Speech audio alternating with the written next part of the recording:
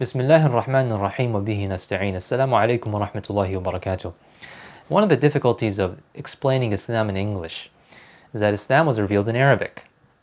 It's not just a matter of translation from one alphabet to another alphabet, but rather that each language has associated with it cultural and ideological connotations, because each civilization, they optimize their language for the ideas that they're used to speaking about. If the English language is not used to ideas of God's sovereignty, it's not used to the idea of what is tawheed, what is ibadah, what is deen, then trying to translate these terminology to the English language is going to be very confusing, to say the very least, and misleading. Muslims often understand an Islam that's closer to Christianity because we use Christian terminology: faith, belief, submission, worship. Some of these words are better than others. The best that we can hope for is to just try to explain this stuff to Muslims as clearly as possible, and with the Quran, and with examples, and with analogies, and with allegories, and with stories. That's a lot of things. But it's not an easy job. So let's talk about the word worship. This word worship, I think, creates a misleading connotation. What is the first thing that jumps to your brain when you think of the word worship? You're probably thinking about things like dua, prostration, veneration, sanctification of a ritual kind. There's an ayah in the Quran that talks about where Allah subhanahu wa ta'ala says, اتخذوا أحبارهم ورهبانهم أربابا من دون الله. Allah subhanahu wa ta'ala is talking about the Jews and the Christians, and He says they took their rabbis and priests as lords besides Allah subhanahu wa ta'ala. One of the Sahaba was an ex-Christian, and he was confused about this ayah. So he asked the Prophet ﷺ, he said, we didn't used to worship our priests and rabbis. And I'm sure if I have Christian and Jewish viewers, they would say, hold on, we don't worship our priests and rabbis. So the Prophet ﷺ asked him, do they not make the permissible impermissible and the impermissible permissible? Do they not basically set what is right and wrong, what is legal and illegal for you? And so the Sahabi said yes. And so the Prophet ﷺ said, then this is your worship to them.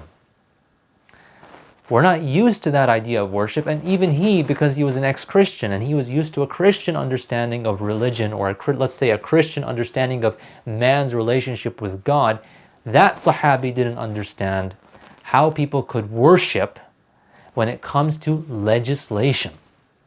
You see, by setting somebody as an ultimate reference other than God to say what is legal and what is illegal, this is worship.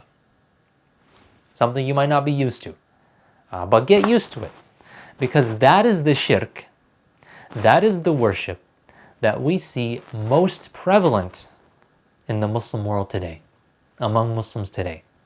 Because unfortunately, the secularization of this deen and of the Muslimin has led people to accept a status quo whereby Muslim governments do not rule by God's law. It's fine if, they put things up to a vote, or some council decides, or there's an autocrat at the top that decides what the law is. And if it's not the law of Islam, well, not a big deal. It is a big deal. It is the biggest deal. There's no deal bigger than this deal.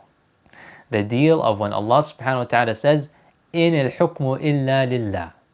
When Allah subhanahu wa ta'ala says, He is Malik al-Nas.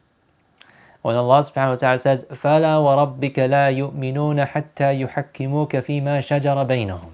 Just to translate all three of those, Allah subhanahu wa ta'ala says, indeed legislation is only for Allah, that He is the king of the people, and that He swears by Himself that the people will not believe, the Muslims are not believers, until they set the Prophet ﷺ as the judge between their affairs. Of course, we don't have a prophet today, but what did the Prophet say after him? Comes caliphs, people who are meant to set the divine law in the absence of prophets. So this word worship, misleading. Ibadah is all-encompassing in terms of its ultimate obedience to an entity. If you set an entity as a sovereign or a king, or you believe that this person or this group has the right to legislate, that is shirk. This is a matter of tawheed, it is a matter of iman, and a matter of core aqidah, to understand who is the legislator.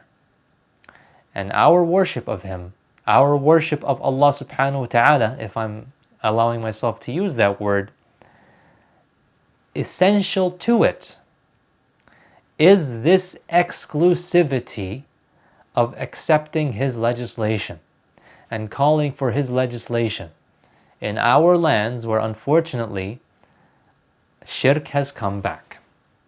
Let me tell you something about shirk. Let me tell you something about evil. Evil, when it is vanquished, will never come back in the same exact clothing as it did before. You know, if anybody today comes and tries to put idols in the Kaaba, every Muslim, young and old, pious and non-pious, would reject this totally. Because everybody knows the story, everybody knows the seerah, everybody knows idol worship equals bad. When you put your head down for a rock, that's bad. Because this was the evil of the past, this was the evil that was vanquished, this is the evil that we all understand. But when shirk comes back, it doesn't come back in that form. So today, you know, unfortunately, I think like many people, when they talk about shirk in the ummah, they talk about things like amulets and grave worshipping, and they get into these kinds of like aqidah debates, when in reality, like the shirk of old is not going to come back in full force because people recognize it. The real shirk of today is the shirk of assigning legislators besides Allah subhanahu wa ta'ala.